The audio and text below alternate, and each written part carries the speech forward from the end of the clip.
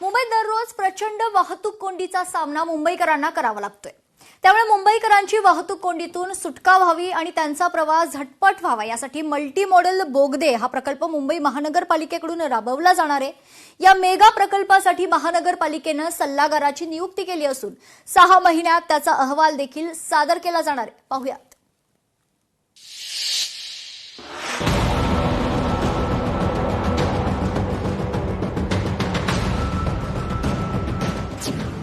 मुंबईतल्या वाहतूक कोंडीवर भूमिगत बोगद्याचा उतारा। मनपाचा मल्टी मॉडेल भूमिगत बोगदा प्रकल्प 4 ते 5 हजार कोटींचा खर्च अपेक्षित। मुंबई लाखो लोकांची स्वप्न नगरी। अशा मुंबईत रस्ते मार्गाने एका ठिकाणी दुसऱ्या ठिकाणी जायचं म्हटलं की मुंबईकरांच्या पोटात वाहतूक कोंडीनच गोळा येतो।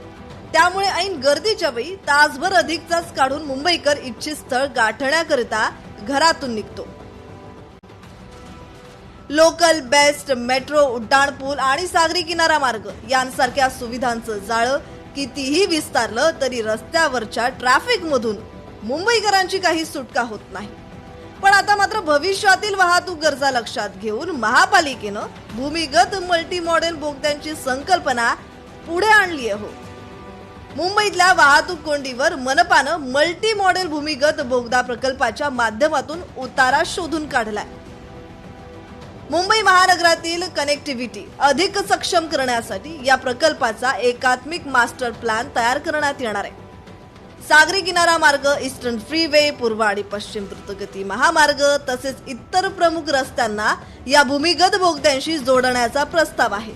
त्यामुळे वाहन चालकांना शहरातील विविध भागांमध्ये कमी वेळेत आणि अधिक सुलभ प्रवास करता येईल हा मनपाचा मानस आहे। मल्टी मॉडेल भूमिगत बोगदा प्रकल्पाची वैशिष्ट्ये काय आहेत जाणून घेतोय। महानगरातील कनेक्टिव्हिटी सक्षम करण्यासाठी या प्रकल्पाचा एकात्मिक मास्टर प्लॅन तयार आहे।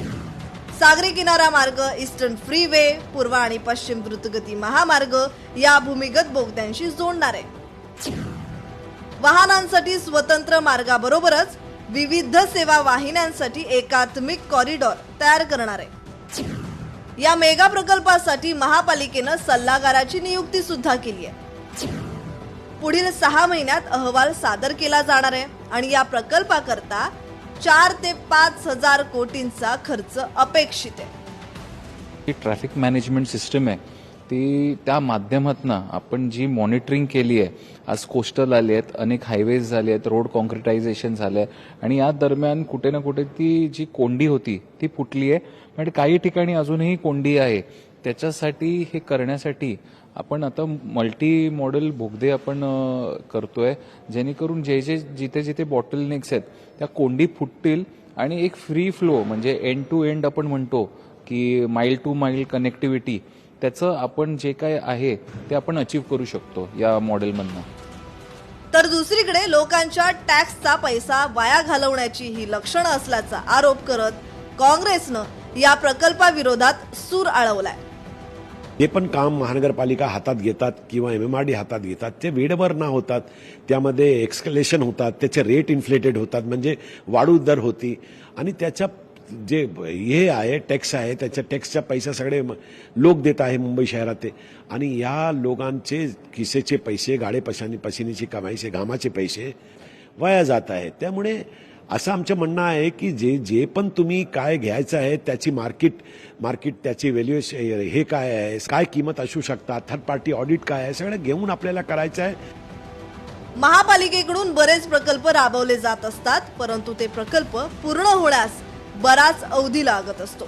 शिवाय त्याची कॉस्ट व्हॅल्यू सुद्धा वाढलेली दिसते। परिणामी याचा भुर्दंड मुंबईकरांनाच बसतो। पर्यावरणीय परिणाम आणि दीर्घकालीन फायदे यांचा सखोल अभ्यास करून पुढील 30 वर्षातील वाहतुकीची गरज लक्षात घेऊन हा ड्रीम प्रोजेक्ट जरी मनपानं अस्तित्वात आणण्याकरिता चंग बांधला असला तरी याची अवस्था वर्षानुवर्षे लाल फितीत गुंडाळलेल्या प्रोजेक्ट सारखी न होता त्याचा लवकरात लवकर मुंबईकरांना फायदा व्हावा हीच माफक अपेक्षा मुंबईकरांकडून व्यक्त होतीये। स्नेहा जाधव, लोकशाही मराठी, मुंबई। लोकशाही मराठी ऐका, पहा, जागरूक रहा.